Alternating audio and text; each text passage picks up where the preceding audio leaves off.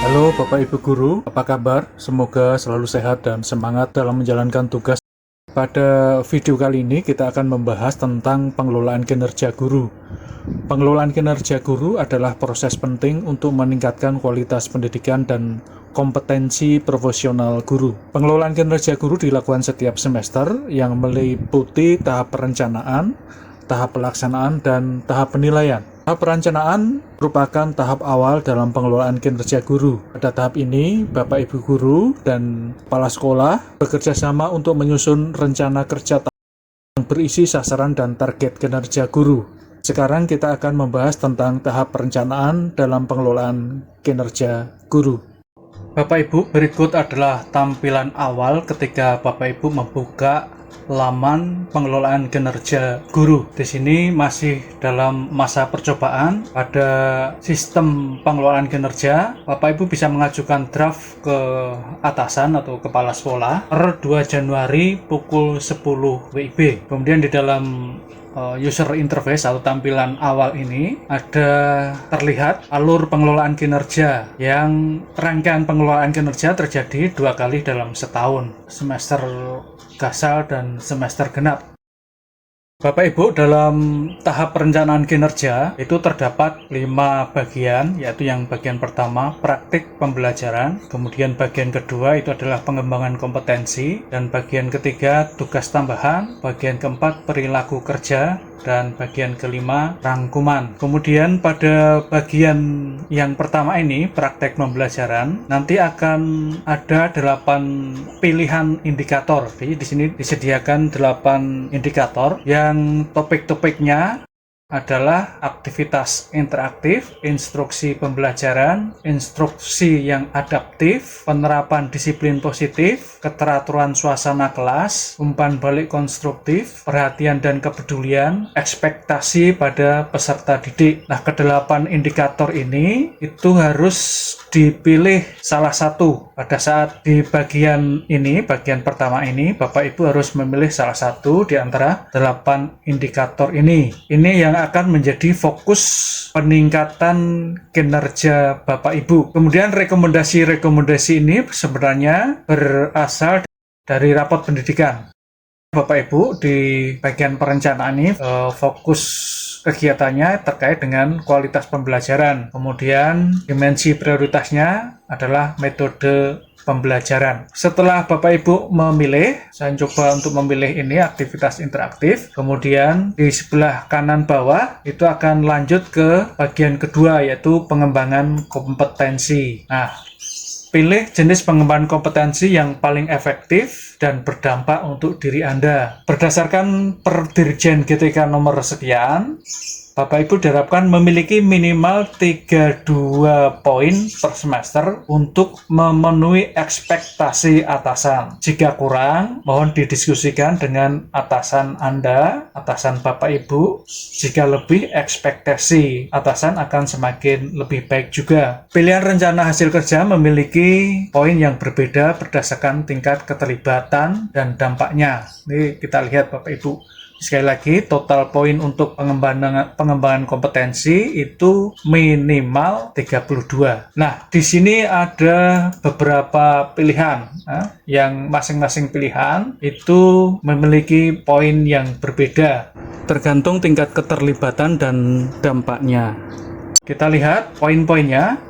Ini ada 4 poin. Meningkatnya kompetensi melalui peran sebagai partisipan kegiatan seminar lokakarya. Ini poinnya 4. Kemudian meningkatnya kompetensi melalui peran sebagai peserta berbagi praktik baik yang diselenggarakan di komunitas belajar. Poinnya 4. Ketika di komunitas belajar sekolah Bapak Ibu ada kegiatan, kemudian Bapak Ibu berperan sebagai peserta, maka Bapak Ibu akan mendapat poin 4. Kemudian sebagai peserta coaching atau mentoring pengembangan kompetensi, ada poinnya 4. Kemudian sebagai penelaah aksi 6 poin, sebagai penelaah cerita praktik 6 poin, penelaah perangkat ajar 6 poin, penyusun kumpulan konten unggulan yang dibagikan pada guru atau kepala sekolah 6 poin, sebagai narasumber berbagi praktik baik terkait IKM atau perencanaan berbasis data 8 poinnya, sebagai partisipan observasi praktik pembelajaran, partisipan observasi praktik pembelajaran bersama rekan sejawat 8 poin, sebagai peserta kegiatan pelatihan BIMTEK yang memperoleh sertifikat di bidang pendidikan, kebudayaan, riset dan teknologi 8 poin, sebagai peserta pelatihan mandiri 8 poin, sebagai coach, mentor, fasilitator atau pengajar praktik 12 poin, ini lebih tinggi poinnya, sebagai peraih pengakuan penghargaan terhadap kompetensi dan kinerjanya dalam berbagai wadah atau ajang 12 poin. Mungkin ini menjadi salah satu kegiatannya adalah mungkin mengikuti lomba-lomba yang terkait dengan kompetensi dan kinerja. Kemudian menyusun perangkat ajar 24 poin, ini lumayan besar. Kemudian sebagai peserta praktik magang 24 poin, sebagai penggerak komunitas belajar dengan mengadakan 3 kegiatan berbagi praktik baik 36 poin, sebagai peserta program pelatihan dan pendidikan jangka pendek atau menengah pada bidang kepemimpinan dan bidang teknis yang relevan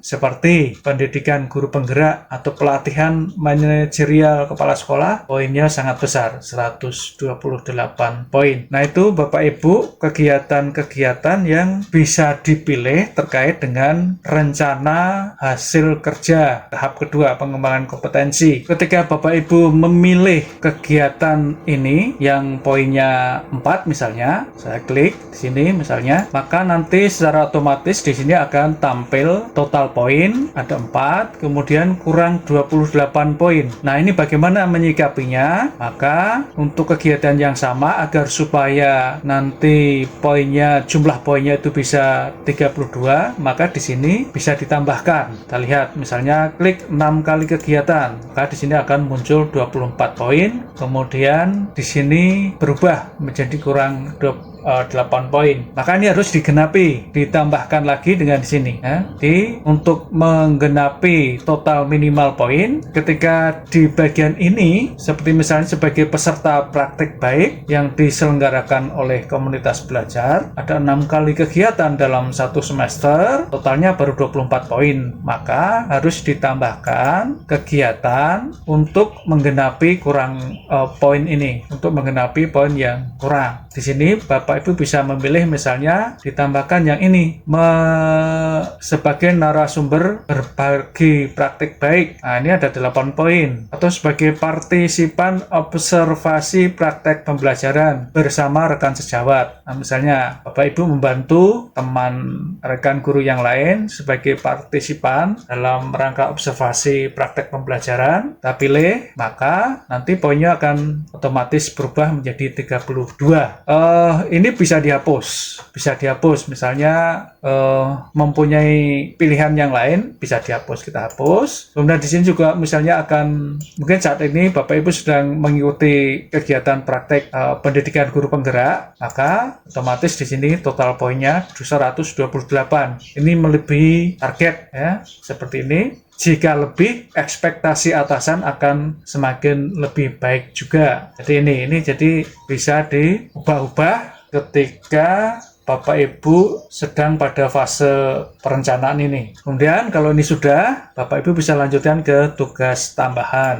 Nah, di bagian ini, tugas tambahan ini, pilih sesuai surat keputusan yang diberikan oleh atasan dan jenjang satuan pendidikan Anda. Bapak Ibu juga dapat berdiskusi dengan atasan terkait dengan pilihan ini. Maka di bagian ini agaknya Bapak Ibu harus menyertakan dokumen SK terkait dengan kegiatan tugas tambahan. Misalnya sebagai pembina ekstrakurikuler, sebagai wali kelas, sebagai wakil kepala sekolah, baik kepala perpustakaan, bagai pembina OSIS, dan lain sebagainya. Ketika Bapak Ibu memiliki tugas tambahan lebih dari satu, maka ditambahkan di sini. Nah, pilih lagi apa sesuai dengan SK yang sudah Bapak Ibu terima. Setelah ini selesai, kita lanjut ke ini, perilaku kerja. Nah, ini terkait dengan perwujudan perilaku layanan. Terdapat 7 aspek yang harus diisikan. Bapak Ibu tinggal pilih salah satu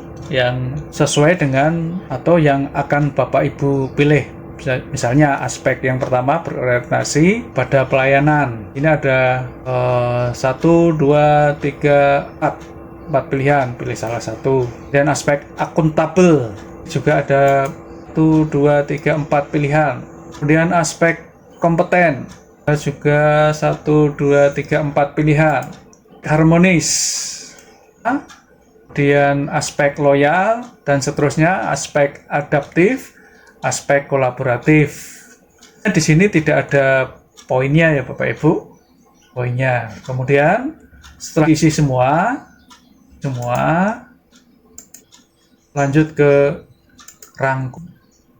rangkuman dari apa tahapan tadi sudah dilewati, ini sudah diisi poin-poinnya, maka nanti akan sampai ke ini, rangkuman. Setelah selesai mengisi tahap perencanaan ini, kemudian simpan draftnya. Bapak Ibu, demikian tadi bahasan tentang tahap awal perencanaan. Semoga bermanfaat. Sampai bertemu kembali di bahasan video berikutnya.